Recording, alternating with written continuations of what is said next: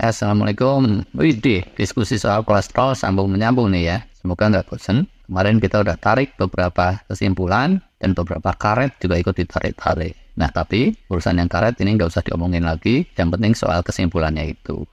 Pertama, kalau kolesterol jelek dibarengi marka lain yang juga hancur nggak karuan, itu jelas bahaya maut atau deadly gitu kalau menurut orang di daerah Jombang, Bojonegoro. Elit kok kalau Jombang ini. Kesimpulan keduanya, kalau udah merak-rak kayak gitu, biasanya itu udah nggak bisa ngandelin obat-obatan yang kelas mendang-mending. Kalau andalannya cuma obat itu, Masya Allah, statusnya tetap bahaya maut, siaga 1. Kayak status Gunung Merapi, waktu letusannya udah muntup-muntup gitu deh. Dan muntup-muntup ini bahasa Prancis bagian utara. Kalau orang Jombang seperti saya itu jarang denger. Nah, kalau mau terjadi normalisasi, nggak bisa enggak, treatmentnya itu mesti melibatkan sesuatu yang drastis, yaitu dalam perubahan gaya hidup, dan pola makan. Bisa juga sekalian pola baju atau pola dasarnya diubah sisa. Yang dulu-dulu sering kita ulas, itu pakai model intermittent fasting yang ekstensif, atau model extended fasting yang ekstensif juga. Kalau yang model tipis-tipis, itu biasanya udah nggak mempan, tapi cuma kerasa isi sedikit gitu. Terus yang kemarin ini kita udah bahas juga, walaupun masih debatable di luar sana, pakai model diet carnivore atau diet keto. Salah satu buntutnya dari diet keto ini, yang lumayan sengit diperdebatkan aman tidaknya, itu sering terjadi marka kolesterol total dan kolesterol LDL terus naik menggila tinggi-tinggi sekali.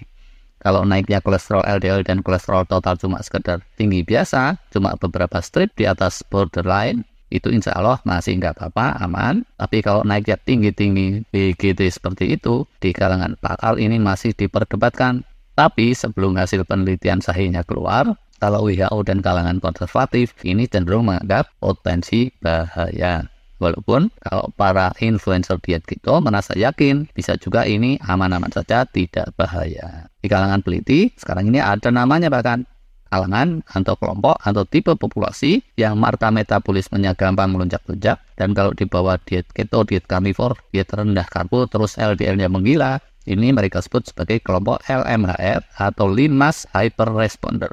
Satu phenotype khusus, kelompok masyarakat khusus yang saat ini sedang terus diteliti oleh sejumlah ahli, yaitu di Amerika sana dan bukannya di daerah Jombang, Bojonegoro. Kalau di Bojonegoro seringnya yang diteliti itu ikan lele sama jambu kristal. Kalau di Jombang, jenang madu mongso. Wah, terus kemana-mana.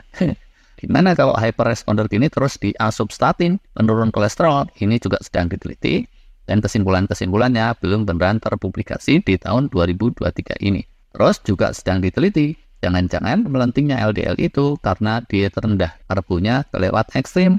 Dan andaikan terus diasup karbo dikit-dikit dengan tepat, kondisinya bisa mendingan. Ini juga masih terus diteliti. Ada juga kalangan yang optimistis mencoba membuktikan bahwa sepanjang marka-marka lainnya bagus, gula darahnya, bobotnya, fatty liver, triglycerid, maka kalau yang tinggi LDL tak kayak gitu, bisa-bisa tidak menyebabkan plak atau penyumbatan di saluran darah. Bahkan bisa jadi itu tanda-tanda bagus, tanda-tanda sehat, dan justru akan ambiar lagi kalau keganggu sama obat statin.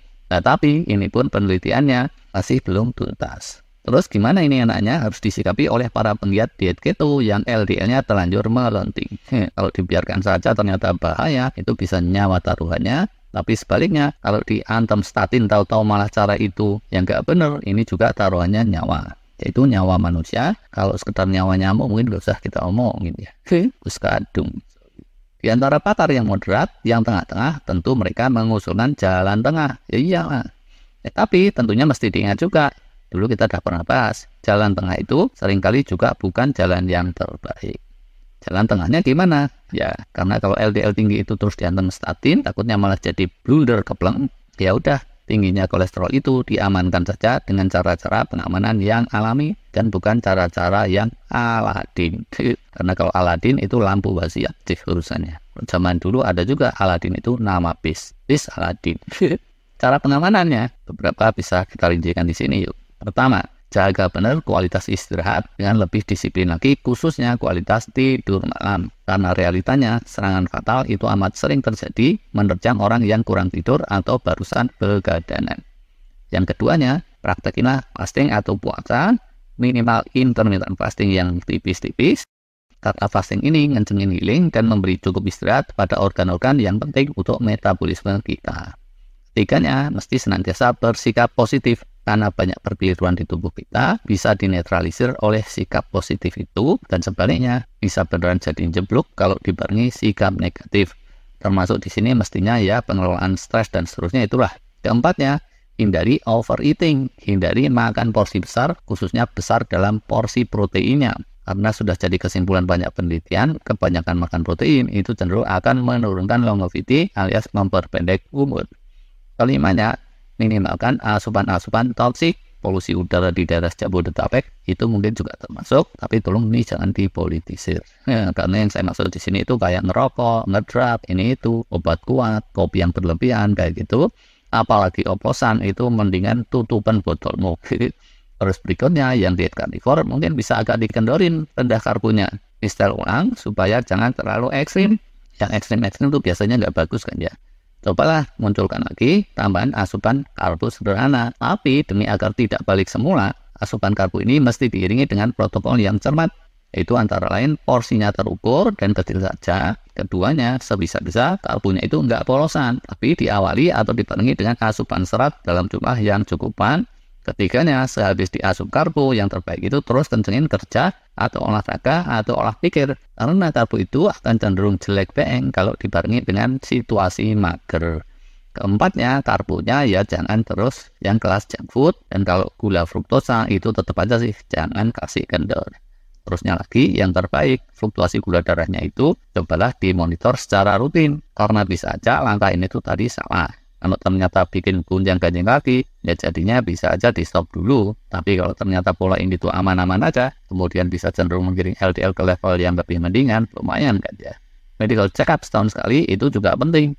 Kalau kenapa-napa misalnya fungsi liver, fungsi ginjal, atau apa gitu, dari hasil lab, ya mending cepet aja ke dokter ahli sebelum kebablasan. Oke lah.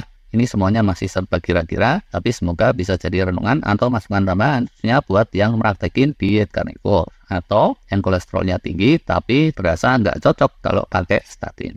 Terima kasih.